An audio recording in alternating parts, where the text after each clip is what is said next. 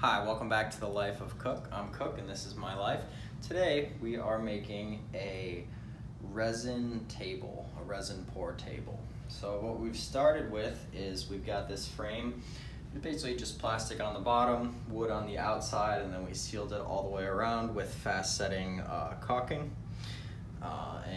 What we're going to be putting in this, a lot of people use live wood, but instead we got this cool granite buffalo from Valdi, from Empire Granite, and we're going to put this in our resin pour table. Something like that. Now, just a disclaimer, I am doing this with almost no knowledge of how it works. I watched like 4 YouTube videos and decided that I could do it. So if you're watching this as a how-to guide, do so at your own risk, because I could very well screw it up. We'll see. So what we're going to do next is we're going to mix equal parts of our hardener and our epoxy. Not all mixes are equal parts mixed, so if you're using something different, make sure you're doing the right stuff. We're going to mix it for 5 minutes in this little makeshift container here, and then pour just a little bit in. You can't do a deep pour all at once because that resin is super expensive. Okay, we're going to do 3 cups of our hardener and 3 cups of the epoxy. And I put on some gloves because apparently you don't want to get this stuff on your skin.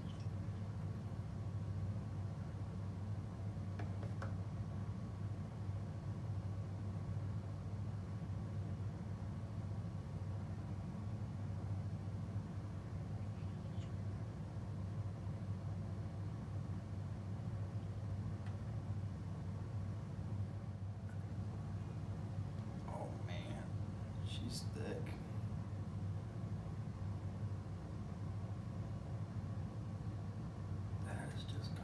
So slow.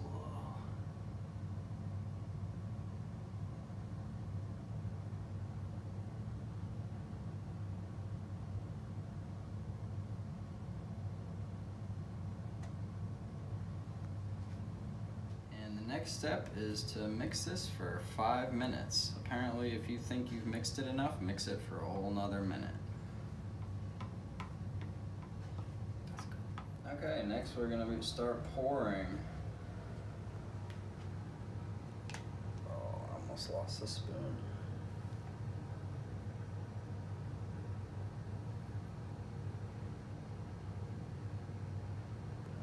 This is interesting.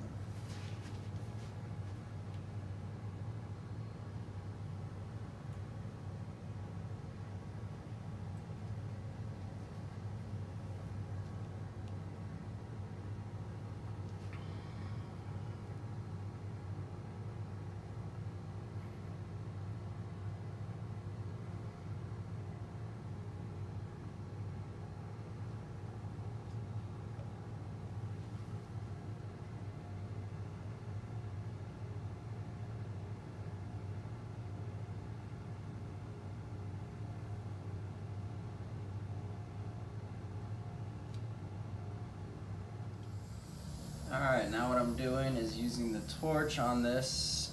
This is supposed to help get rid of a lot of the air bubbles that are in it. And it seems like it's working great. It doesn't get all the bubbles, it gets most of them. And if there's a bubble or two, I'm not going to be too upset.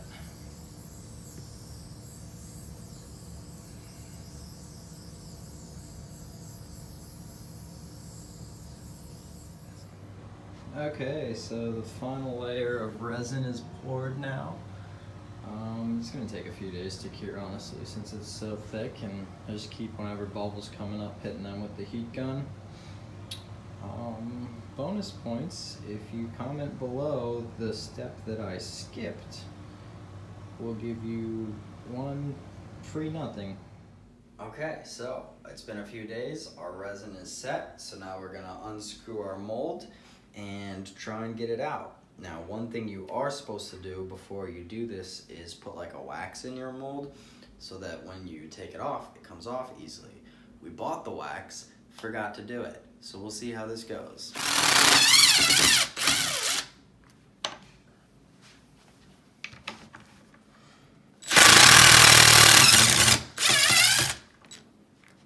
So I unscrewed the mold, and it's not coming off nicely. So we'll see how this works.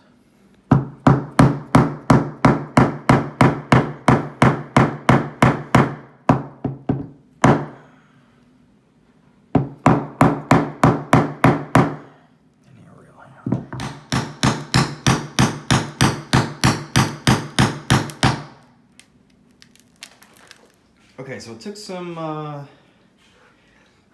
elbow grease, and a lot of the mold decided to stay on with it. So we're gonna have to do some sanding to get that off. All right, so I used a table saw to cut the edges off. Just took off like maybe 1/8 of an inch on each end, just where it held on a little bit too tightly to the mold. And boy, did that make a mess. I don't know if you're supposed to use a table saw, maybe not, because mine exploded during the last cut, and then we had to use the miter saw for the last little bit. So now I gotta clean this up, and then we're gonna router the edges. Now what I'm doing is putting a router on the edge, just so we get like a nice smooth edge there. Acrylic can get kind of sharp, so then you'll notice something I picked up on is that this side's set a little bit thinner. I guess the table wasn't perfectly level, but oh well, I did this on my kitchen table, so otherwise coming along good. So I'm gonna router all these edges. Okay, so I've got this flipped over with the bottom side facing up now. And when you make your mold, you have to silicone the edges so that none of the acrylic seeps out of the mold. So what that kind of creates is like a natural chamfer on the bottom lip of it.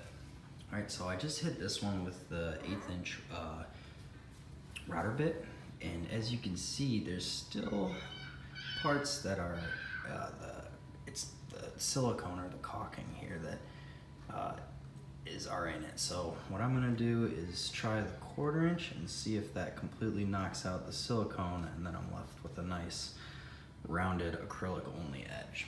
Okay, so here's where we're at with it. We got the nice gentle rounded edge for the top with the 1/8 inch, and then on the bottom we got a good 1/4 inch round there. Then we did the 1/4 inch round for the sides as well, so no real sharp edges on this thing at all. Next step is to sand and get this bottom piece more clear. It's got kind of a texture to it from the piece of plastic that I used for the base and the mold.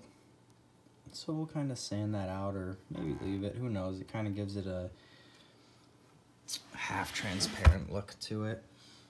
And yeah, get it all sanded up and then build the base. All right, so I sanded this thing for like 8 hours. Honestly, at this point in the project, I wouldn't recommend anybody do this because that was way too much sanding. But it looks super dope.